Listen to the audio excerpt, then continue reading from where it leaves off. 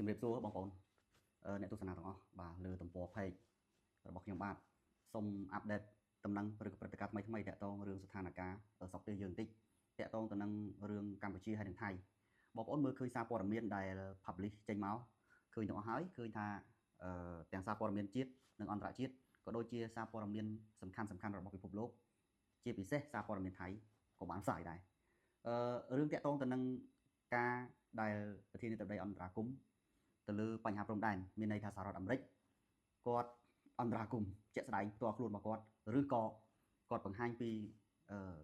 កណ្ដាប់ដៃរបស់គាត់តាក់ទងទៅនឹងការងារព្រំដែនដែលខ្លួនគាត់ផ្ទាល់ព្យាយាមបញ្ឈប់ឬក៏បញ្ចប់សង្គ្រាមនៅកម្ពុជាហើយនិងថៃឲ្យទាល់ខានតែបាននេះគឺជាការបដិញ្ញាចិត្តដែលយើងមើលឃើញទាំងអស់គ្នាថាលោកប្រធានាធិបតីលោកបង្ហាញអំពីសមត្ថភាពការបដិញ្ញាចិត្តរបស់គាត់ក៏ប៉ុន្តែយើងក៏លេចទៅមើលភាគីខាងកម្ពុជាវិញយើងមើលឃើញថាប្រទេសទាំងពីររវាងសហរដ្ឋអាមេរិកហើយនិងកម្ពុជាមានភាពស៊ីសង្វាក់គ្នាក៏ដូចជាមូលមតិគ្នាជាឯកច្ឆន្ទមានន័យថាកម្ពុជាយើងនេះហើយនិងសហរដ្ឋអាមេរិកក៏លេចមើលទៅហាក់ដូចជាត្រូវគ្នារហូតដល់ថៃឬក៏សៀមនឹងវាចំណែននឹងកម្ពុជាមិនត្រឹមតែចំណែននៅកម្ពុជាទេចង់និយាយថារៀងអន់ចិត្តជាមួយសហរដ្ឋអាមេរិកអានេះតាមអ្វីដែលខ្ញុំមើលឃើញនឹងសរុបសេចក្តីដែលយើងមើលឃើញអំពីព្រឹត្តិការណ៍ដែលកកើតមកនេះហើយយើងអាចធ្វើការសង្ខេបឬក៏សន្និដ្ឋានទៅលើចំណុចតូចៗដែលយើងអាចក្តាប់បានបច្ចុប្បន្នភាពនេះរហូតមកដល់ពេលនេះបងប្អូនទាំងអស់គ្នាជនរួមជាតិទាំងអស់គ្នាបានជ្រាបហើយថាស្ថានភាពស្រុកទេសរបស់យើងនេះអត់ទាន់ចប់ទេគឺនៅបន្តស្វែងរកដំណោះស្រាយផ្សេងទាំងយន្តការជាតិនិងអន្តរជាតិជាពិសេសក៏មានការអន្តរាគមន៍ពីប្រទេសមហាអំណាចផងដែរណាទាំងចិនទាំងអាមេរិកបាទមិនមែនថាយើងផ្សាយតែអាមេរិកទេហើយចិនយើងអត់ផ្សាយមែនទេចិនក៏ចូលរួមសម្របសម្រួលដើម្បីបញ្ចប់សង្គ្រាមដែរណាបងប្អូនមិនមែនថាចិនមិនបានជួយអីឬក៏មិនបានធ្វើអីមែនទេយើងនិយាយចឹងវាប្រឆាំងពីការពិតនៅតែការពិតណាយើងកុំនិយាយអ្វីដែលគ្រាន់តែព្រោះស្ដាប់យើងត្រូវលើកពីការពិតខ្លះអ្វីដែលកើតឡើង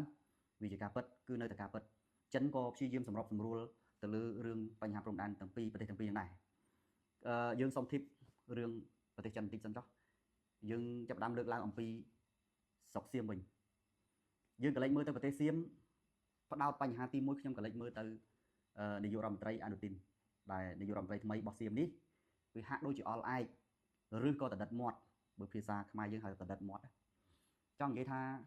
យើងក៏លេចមើលទៅនាយករដ្ឋមន្ត្រីអនុទីនរបស់ថៃនេះគឺហាក់ដូចជាសេះមួយក្បាលដែលកំពុងតែអូសនឹមមួយម្នាក់ឯងនិងរទេះមួយម្នាក់ឯងដែលរងសម្ពាធឬក៏រងរំពាត់អំពីអ្នកអង្គុយរទេះគឺម្ចាស់ខ្លួននឹងដល់ទៅ2នាក់អានេះតាមអ្វីដែលខ្ញុំមើលឃើញហើយបងប្អូនប្រហែលជាមើលឃើញដូចខ្ញុំដែរឬក៏បងប្អូនមិនបានមើលឃើញដូចខ្ញុំទេឬក៏តាមអង្កេតអ្វីដែលកើតមានដូចខ្ញុំទេក៏បងប្អូនគាត់សម្គាល់ទៅគឺមើលឃើញចឹងដែរហ្នឹងហើយម្ចាស់ទាំង2នាក់របស់អានូទីននោះគឺជាម្ចាស់ដែលមានអំណាចកំពូលទៀតបងប្អូនខ្ញុំនិយាយពាក្យប៉ុណ្ណឹងបងប្អូនយល់ថាជានរណាហើយព្រោះអីក្នុងវីដេអូរបស់ខ្ញុំបានស្រ័យបំភ្លឺច្រើនមកហើយរឿងអំណាចកំពូលរបស់ថៃគឺមានន័យថានាយករដ្ឋមន្ត្រីមិនមែនជាអ្នកដែលកាន់អំណាចកំពូលទេបងប្អូនក៏មើលឃើញដូចខ្ញុំចឹងដែរតែគ្រាន់តែបងប្អូនអត់បាននិយាយអត់បានថ្លែងហើយរឿងដែលម្ចាស់ដែលជិះលើរទេះហើយព្យាយាមបររទេះសេះដោយមានសេះតែមួយក្បាលដើម្បីអូសរទេះនិងអូសនឹមនោះតែម្នាក់ឯងនោះហើយម្ចាស់នោះគឺជានរណាអត់មានប្របាកអីយល់ទេខ្ញុំឆ្លើយបំភ្លឺតែម្ដងទៅទី1គឺស្ដេចអំណាចទី1ទី2គឺអំណាចតបយោធានេះគឺជាអ្វីដែលយើងក៏លេចឃើញហើយក៏បានដឹងថានៅក្នុងស្រុកសៀមនេះនាយករដ្ឋមន្ត្រីមិនមែនជាអ្នកកាន់អំណាចកំពូលទេការពិតណាបាទហើយយើងក៏លេចមើលទៅនាយករដ្ឋមន្ត្រីរបស់សៀមនេះគាត់ហាក់ដូចជាអល់ឯកឬក៏គាត់និយាយទៅតែបដប់បងប្អូនសង្កេតមើលមែនតើគាត់និយាយតែបដប់ហើយជាមួយនឹងសារព័ត៌មានសៀមក៏អញ្ចឹងជាមួយនឹងអន្តរជាតិក៏អញ្ចឹងតែបដប់យើងមើលឃើញណាសបញ្ជាក់ឲ្យឃើញថាអ្វីដែលគាត់និយាយនោះវាដូចជាការពិតខ្លះដូចជាមិនពិតខ្លះអានេះតាមការអង្កេតរបស់ខ្ញុំបាទខ្ញុំមិនមែននិយាយកាន់ជើងទេក៏ប៉ុន្តែខ្ញុំនិយាយទៅតាមអ្វីដែលខ្ញុំមើលឃើញហ្នឹងហើយតែប៉ុណ្្នឹងទេហើយសូមឲ្យបងប្អូនពិចារណាផងខ្ញុំនិយាយនេះមិនឲ្យបងប្អូនជឿខ្ញុំទេតែបងប្អូនតាមដានព័ត៌មានទាំងអស់គ្នាហើយសូមមេត្តាពិចារណាផងយើងក៏លេចមកមើលថាថ្មីនេះដំណឹងអំពីប្រទេសថៃគឺគេមានបំណងដាក់លក្ខខណ្ឌមិនមែនដាក់លក្ខខណ្ឌនៅត្រឹមកម្ពុជាទេរហូតដល់ដាក់លក្ខខណ្ឌទៅដល់ប្រធានាធិបតីសហរដ្ឋអាមេរិកហើយខ្ញុំមិនដឹងថាតើលក្ខខណ្ឌដែល នាយករដ្ឋមន្ត្រីសៀមដែលនិយាយនេះគឺជាលក្ខខណ្ឌដែលគាត់គ្រាន់តែនិយាយយកពេលយក lobby យក MZM ខ្លួនឯងឬក៏យ៉ាងណាអាហ្នឹងស្រេចទៅលើ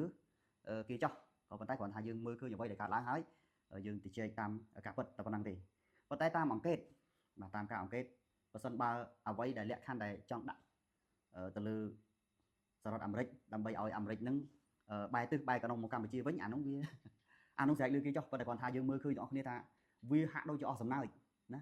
វាប្រៀបដូចជាសត្វស្វាមួយក្បាលដែលកំពុងតែស៊ីបាយហើយបលែងលេងយ៉ាងឆ្អែតហើយចង់ទៅលៀបមាត់ប្រពេហើយចោតប្រពេថាជាអ្នកប្រព្រឹត្ត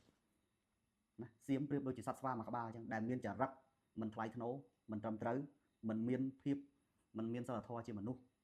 សេចក្ដីដែលមានភាពថ្លៃថ្នូរដោយអ្វីដែលខ្លួនអាងទេពិភពលោកសពថ្ងៃគេមើលឃើញក៏ដូច្នោះដែរហេតុផលបច្ចុប្បន្នភាពនេះយើងមើលឃើញថាសៀមរងឥទ្ធិពលនៃការគៀបសង្កត់របស់ពិភពលោកទាក់ទងទៅនឹងបញ្ហាការដោះស្រាយព្រំដែនប្រទេសនីមួយៗដែលនៅក្នុងពិភពលោកគេបានជំរុញទៅខាងសៀមថាចុះអ្នកឯងបើមានបញ្ហាចុះហេតុអីក៏មិនដោះស្រាយដោយសន្តិវិធីហេតុអីក៏មិនដោះស្រាយតាមផ្លូវតុលាការអន្តរជាតិដែលយកច្បាប់ជាធំហេតុអីបានជាអ្នកឯងមានបំណងឬក៏គំនិតចង់ធ្វើសង្គ្រាមកាប់សម្លាប់ប្រជាជនកាប់សម្លាប់ទ័ពទាំងសងខាងរឿងនេះគឺជារឿងចំណត់បញ្ហាដែលពិភពលោកគេចោទប្រកាន់ទៅកាន់សៀមរហូតមកដល់បច្ចុប្បន្ននេះបច្ចុប្បន្នភាពនេះយើងមើលឃើញថាសម្ពាធគ្រប់ទិសទីដែលគេចេះតែចង្អុលមកគ្រប់ទិសទីនេះយើងមើលឃើញថាសៀមហាក់ដូចជាអល់ឯកខ្ញុំក៏លេចមើលទៅដូចជាពាក្យខ្មែរយើងមួយដែលពោលថាចុះទឹកកពើឡើងលើខ្លាចូលព្រៃបលាចូលផ្សារបលិសបងប្អូនប្រហែលជាមើលឃើញដូចខ្ញុំចឹងដែរនេះគឺជាអ្វីដែលខ្ញុំធ្វើការសន្និដ្ឋានក៏ដូចជាប្រៀបធៀបទៅនឹងហេតុការណ៍មួយចំនួនដែលកកើតឡើងកលេចទៅមើលកម្ពុជាយើងវិញសម្ដេចធិបតីឬក៏ថ្នាក់ដឹកនាំកម្ពុជាទាំងទ្វេមានន័យទាំងអស់ទាំងមេដឹកនាំកពូលបន្ទាប់មកទៀតរចនាសម្ព័ន្ធរហូតដល់ពលរដ្ឋកងកម្លាំងអាវុធកម្ពុជាបង្ហាញពីសុឆន្ទៈល្អដែលបង្ហាញអំពីសុជីវធម៌សេចក្តីថ្លៃថ្នូរការគោរពទៅលើភាពរស់រានមានជីវិតនិងសុខសន្តិភាពទៅកាន់ពិភពលោកដែលផ្ទុយទៅនឹងអរិយាប័ត្របែបឆ្លើយក្រអឺតកតោមដែលពួកសៀមបានបញ្ចេញមកចំណុចតรงនេះហើយដែលអន្តរជាតិគេគិតថាអ្វីដែលកម្ពុជាយើងបានធ្វើគឺជាចំណុចគោលដៅនៃសន្តិភាពពិភពលោក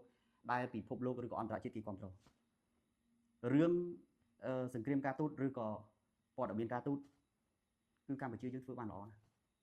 ធ្វើបានល្អហើយស្រស់ហើយប្រកបដោយភាពថ្លៃថ្នូរមិនចង្អៀងចង្អាងទេនេះគឺជាអ្វីដែលយើងមើលឃើញទាំងអស់គ្នាក៏ប៉ុន្តែយើងក៏លេចមើលទៅប្រទេសសៀមវិញវាប្រៀបដូចជាសត្វបល្លង្កាសមួយដែលពិបាកនឹងនិយាយគ្នារហូតដល់ពេលបច្ចុប្បន្ននេះនៅក្នុងស្រុកសៀមប្រជាជនសៀមចាប់ផ្ដើមភ្ញាក់រលឹកបដាហើយប្រជាជនសៀមបានដឹងថាមេដឹកនាំរបស់ខ្លួនមិនបានបង្ហាញការពិតអ្វីដែលព្យាយាមលាក់បាំងជាមួយខ្លួននោះទេនេះគឺជារឿងពិតដែលបងប្អូនជាអ្នកតាមដានស្ថានភាពព្រឹត្តិការណ៍ដូចខ្ញុំចឹងដែរយើងអត់និយាយទៅពួកជ្រុលនិយមទេយើងអត់លើកឡើងទេក៏ប៉ុន្តែយើងនិយាយអំពីពលរដ្ឋសាមញ្ញទូទៅចាប់ផ្ដើមមានការប្រែប្រួលផ្លូវចិត្តរឿងពិតណាបងប្អូនរឿងពិតអានេះខ្ញុំនិយាយនេះខ្ញុំឈរនៅចំណុចកណ្ដាលមិនកាន់ជើងខាងណាទេបាទរឿងពិតចាប់ផ្ដើមហាក់ដូចជាមានការមិនសប្បាយចិត្តចំពោះថ្នាក់ដឹកនាំខ្លួនឯងដែលព្យាយាមលាក់បាំងការពិតព័ត៌មានពិតរបស់ខ្លួនដែលខ្លួនបានធ្វើឬក៏សម្ញែងភាពសាហាវឃោឃៅទៅកាន់ពិភពលោកដែលធ្វើឲ្យប៉ះពាល់ទៅដល់កិត្តិយសនិងសេចក្តីថ្លៃថ្នូរចំណុចនេះវាជារឿងមួយដែលរសើបហើយក៏វាជារឿងមួយដែលយើងត្រូវតាមដានបន្តថាតើនឹងមានអ្វីកើតឡើងនៅក្នុងស្រុកសៀមនេះបន្តទៀតអាហ្នឹងយើងនិយាយអំពីសៀមឥឡូវនេះយើងក៏លេចទៅមើលម៉ាឡេស៊ីក៏ដូចជាសហរដ្ឋអាមេរិកនិងកម្ពុជាវិញប្រទេសទាំង3នេះបងប្អូនដឹងស្រាប់ហើយថាម៉ាឡេស៊ីព្យាយាមខ្នះខ្នែងគ្រប់មធ្យោបាយទាំងអស់ដើម្បីជួយកម្ពុជារឿងពិតដើម្បីផ្ដល់ព័ត៌មានការពិតទៅកាន់ពិភពលោកផងផ្ដល់ព័ត៌មានការពិតទៅកាន់ប្រធានាធិបតីផងយើងមើលឃើញមេដឹកនាំទាំង3ហ្នឹងសហការគ្នាបានល្អដោយសារអីលោកត្រាំជាមហាអំណាចម៉ាឡេស៊ីជាប្រធានអាស៊ានសម្ដេចធិបតីហ៊ុនម៉ាណែតលោកជានាយករដ្ឋមន្ត្រីកម្ពុជាយើងមើលទៅគូភាគីទាំង3នេះសហការគ្នាបានល្អនៅក្នុងការផ្ដល់ព័ត៌មានឬក៏រុញព័ត៌មានឲ្យគ្នាទៅវិញទៅមកនេះគឺជាការធ្វើ នយោបាយការទូតឬក៏ផ្ដល់ព័ត៌មានការទូតទៅកាន់ពិភពលោកអញ្ចឹងហើយបានខ្ញុំសូមសរុបសេចក្តីទាំងអស់នេះឡើងវិញថាមកទល់ពេលបច្ចុប្បន្ននេះយើងមើលឃើញទាំងអស់គ្នាថាអ្វីដែលកម្ពុជាយើងព្យាយាមអត់ធ្មត់មិនមែនមានន័យថាកម្ពុជាយើងចាញ់ទេព្រោះហេតុដែលកើតវាមានផលនៅខាងចុងមានន័យថាយើងព្យាយាមអត់ធ្មត់យើងដោយក្តីឈឺចាប់ទុក្ខសោកវេទនារបស់បងប្អូនដែលនៅតាមខ្សែបន្ទាត់ព្រំដែនពួកយើងទាំងអស់គ្នាសិតតែរងការឈឺចាប់សម្រក់ទឹកភ្នែកទាំងអស់គ្នាទាំងបងប្អូននៅជួបស្ថានភាពផ្ទាល់ទាំងបងប្អូននៅខាងក្រៅនៅខាងក្រោយពួកយើងបេះដូងពួកយើងគឺតែមួយទេចំណុចទាំងអស់នេះហើយដែលពិភពលោកចាប់ផ្ដើមសម្ដែងការអាណិតអាសូរចំពោះប្រជាជនកម្ពុជាដែលរងគ្រោះឥឡូវនេះ